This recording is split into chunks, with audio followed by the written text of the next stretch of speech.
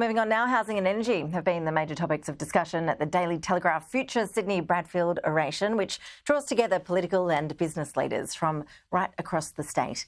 Our New South Wales political reporter Julia Bradley has been covering the event for us. Julia, tell us, what were the highlights?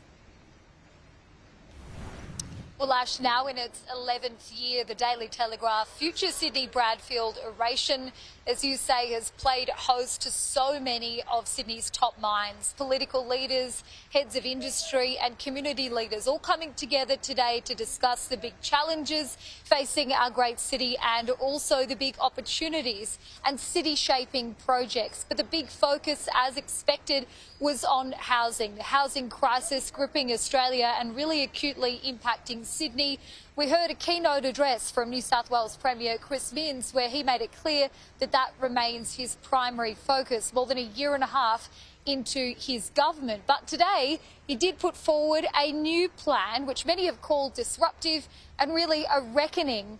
This is the announcement about appointing a three-person state-led panel through the department who would have the power to supersede councils and approved development applications for projects which promise to provide a significant uplift of housing. So this is a proposal which could anger some of our councils here in New South Wales, but the idea is to get construction being undertaken a whole lot quicker and speed up that planning process, which is really being bogged down in red tape.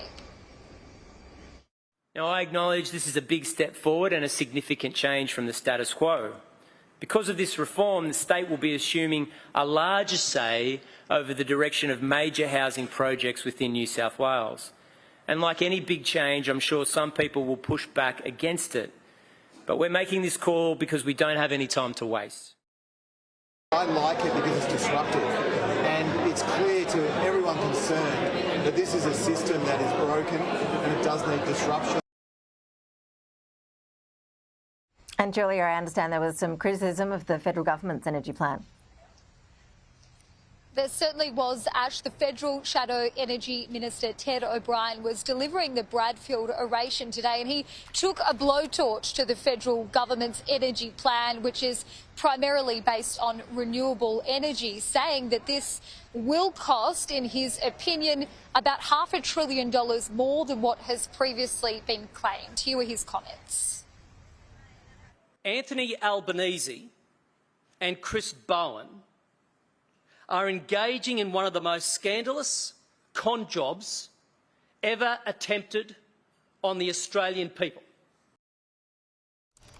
At the same time, trumpeting the Coalition's energy plan, which also includes nuclear energy, saying that this is a plan which Dr. John Bradfield, the pioneering engineer behind the Sydney Harbour Bridge, who also inspired this event, would have been proud of, promising to release the Coalition's costings regarding its nuclear plan in the months to come.